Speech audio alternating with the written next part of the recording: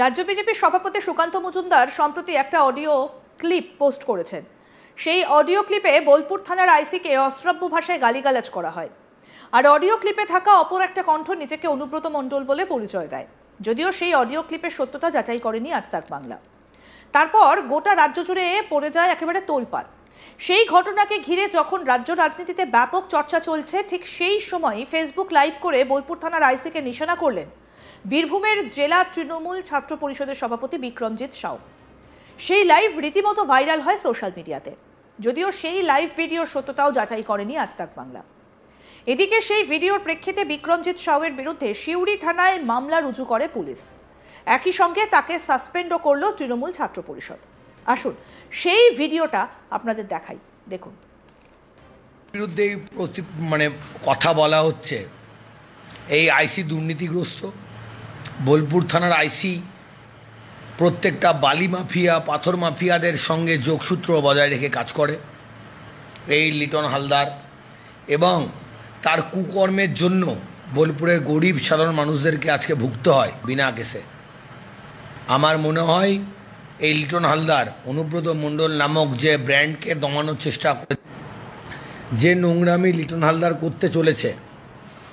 লিটন হালদার একটা কাপুরুষ।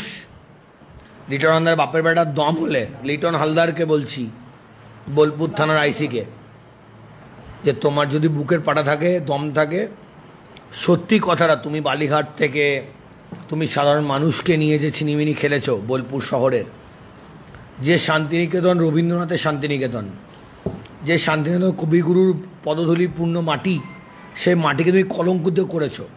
লিটন হালদার, তোমার লজ্জা লাগা দরকার।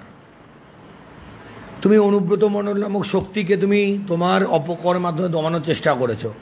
তোমার অপকর্মের মাধ্যমে অনুব্রত শক্তি দমে না। তুমি চেষ্টা করেছো এডিটিং করে তার ভয়েসটাকে তুলে আনার। তুমি চেষ্টা করেছো অনুব্রত মণ্ডলে একটা এডিটিং করে সেই ভয়েসটা মার্কেটে দেওয়ার। আচ্ছা, যদি তাই হয় যে অনুব্রত মণ্ডলটা বলেছে, তুমি তাহলে সত্যি কি তোমার ওয়াইফকে নিয়ে অনুব্রত মণ্ডলকে দেখাতে নিয়ে গেছিলে? তোমার চরিত্র এতটাই খারাপ? বোলপুরের আইসি, কি ভাবছো? নিজেকে সিয়ানা ভাবছো? বীরভূম জেলা তোমার থেকে অনেক অনেক আইসিকে পার করেছে। এর আগে দেবাশিস পান্ডা বীরভূম জেলা সিউড়ি শহরে আইসি ছিল। পুলিশ ফ্রেন্ডলি জেলা ছিল বীরভূম। শ্যামসিং ছিল জেলার এসপি। নগেন্দ্র ত্রিপাঠী ছিল জেলার এসপি। মুকেশ কুমার ছিল জেলার এসপি। অলোক রাজুরিয়া ছিল জেলার এসপি। কই কোনোদিনও তো তোমাদের মতো চামচা বেলচাতে দেখিনি, যারা পলিটিক্যালি পয়সা খাও, যারা বালিঘাট থেকে দুর্নীতিভাবে পয়সা তোলো। তুমি তো দুর্নীতিগ্রস্ত আইসি। লিটন হালদার নাম ধরে বলছি, তুমি বাপে বেড়া, তোমাদের দম থাকে। লিটন হালদার, তুমি অনুব্রত মণ্ডলের এগেনস্টে, বীরভূম জেলা তৃণমূল ছাত্র পরিষদের এগেনস্টে এবং বীরভূম জেলা তথা সাধারণ ছাত্র ছাত্রীদের এগেনস্টে একটা এফআইআর করে দেখিও। তুমি জানো নিজে তুমি দুর্নীতি পরায়ণ, তুমি কত লোকের কাছে কতভাবে কীরকমভাবে টাকা নিয়েছো। তুমি তোমার নিজের ব্যক্তিগত সম্পত্তি কী করে অনুব্রত মণ্ডল তুলে দিতে চেয়েছিলে, সমস্ত তথ্য প্রমাণ আছে আমাদের কাছে। তুমি যদি হবো তুমি ডালেলায় চলবে, তোমাদের শিরায় উপশিরায় আমরা চলি। লিটন হালদার, তোমাকে চ্যালেঞ্জ করলাম। তুমি একটা আইসি, তুমি একটা সরকারি কর্মচারী। যদি অন্যায় করে থাকে আমি কোনো, তোমাকে শাস্তি দিও। কিন্তু হ্যাঁ, তুমি যে অন্যায়টা করেছো তার শাস্তি তোমাকে বীরভূমেই পেতে হবে। তোমারটা বলে রাখলাম। অনুব্রত মণ্ডল নামক শক্তিকে দমানো যায় না, দমানো যাবে না। মিথ্যা ব্যাপারে, মিথ্যা কেসে এই রেকর্ডিংটা যে অনুব্রত মণ্ডল প্রমাণ করতে পারবে? তোমার দম আছে?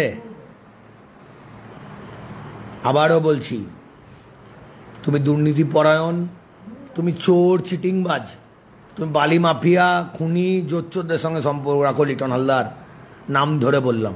তুমি পারলে আমার নামে কেস করো, পারলে আমি প্রমাণ করে দেবো।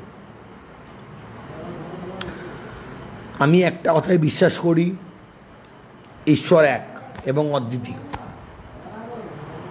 তুমি যদি ভাবো তুমি ঈশ্বরের থেকেও অনেক বড় জায়গায় আছো, তুমি মূর্খের সঙ্গে বাস করছো। ছিলে তো ভাই সিআইডিতে গ্যারেজ পোস্টে, তোমাকে দয়া করে দল আজকে এই জায়গায়, সরকার তোমাকে এই জায়গায় দিয়েছে। তোমার দরকার উচিত ছিল যে প্রত্যেকটা মুহূর্তে সত্যি সাদাকে সাদা কালোকে কালো বলার। তুমি বলো নি লিটন হালদার, তুমি মূর্খ।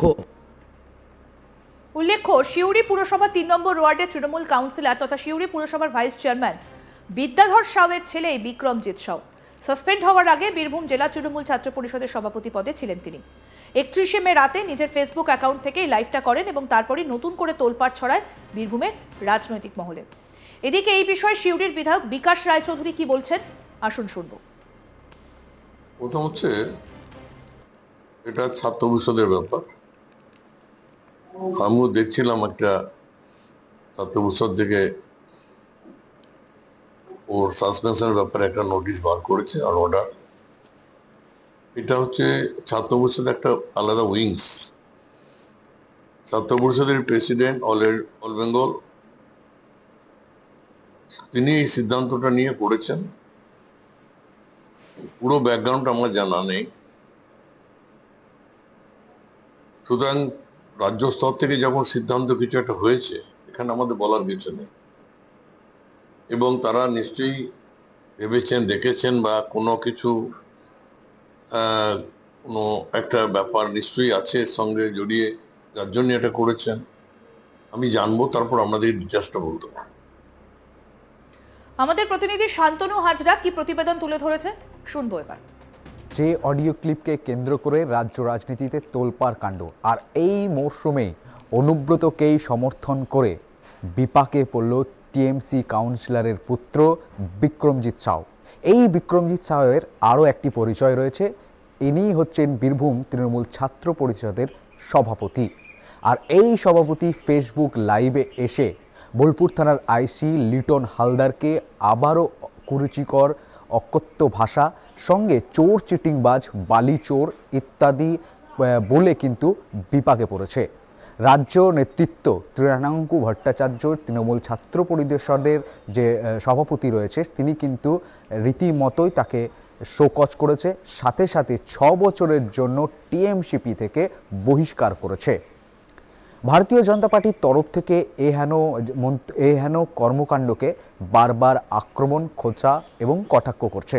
তাদের ভারতীয় জনতা পার্টি বীরভূম জেলার যে নেতৃত্ব রয়েছে, তারা বলছে যে তৃণমূল পুলিশকে কৃতদাস, দলদাস বলে মনে করেন। তাই তারা যখন পারেন তখন কখনো পরিবারকে টেনে এনে গাল দেন, তো কখনো চোর, চিটিংবাজ বলছেন। পুলিশেরও ভূমিকা রয়েছে এই সমস্ত বিষয়ে চক্ষুপাত করা। বিজেপি কর্মীদেরকে গাঁজা কেসে না ফাঁসিয়ে এবার তৃণমূলের যারা পুলিশকে এভাবে হেনস্থা করছে, পুলিশকে যেভাবে প্রকাশ্য মঞ্চে গাল দিচ্ছে, পুলিশের উর্দিকে বদনাম করছে, সেই পুলিশের উচিত এই সকল তৃণমূল ছাত্রনেতাই হোক বা তৃণমূলের বড় নেতাই হোক, তাদেরকে গারদে পুড়ে দেওয়া। আর অন্যদিকে তৃণমূলের তরফ থেকে কিন্তু এই মন্তব্যকে সমর্থন না করে ৬ বছরের জন্য বহিষ্কার করেছে। এ বিষয়ে তৃণমূল কাউন্সিলর, সিউড়ির যে ৩ নম্বর ওয়ার্ডের কাউন্সিলর বিক্রমজিৎ সাউয়ের পিতাকে বারবার ফোন করা হলে তিনি কিন্তু ফোন এড়িয়ে গেছেন। এমনকি বিক্রমজিৎ সাউকেও ফোন করা হলে তিনিও কিন্তু এ প্রসঙ্গে কোনো মন্তব্য করতে চাননি। রীতিমতোই বীরভূমে রাজনীতিতে ফের তোলপাড় কাণ্ড। আবারও সেই বোলপুর থানার আইসি লিটন হালদারকে বিভিন্নভাবেই কিন্তু আক্রমণ করলেন টিএমসিপি ছাত্র নেতা বিক্রমজিৎ সাউ। আরও আপডেট পেতে দেখতে থাকুন আজ তাক বাংলা। সাবস্ক্রাইব করুন, নোটিফিকেশন পেতে বেল বাটন অপশন প্রেস করুন, হোয়াটসঅ্যাপেও ফলো করুন আজ তাক বাংলা।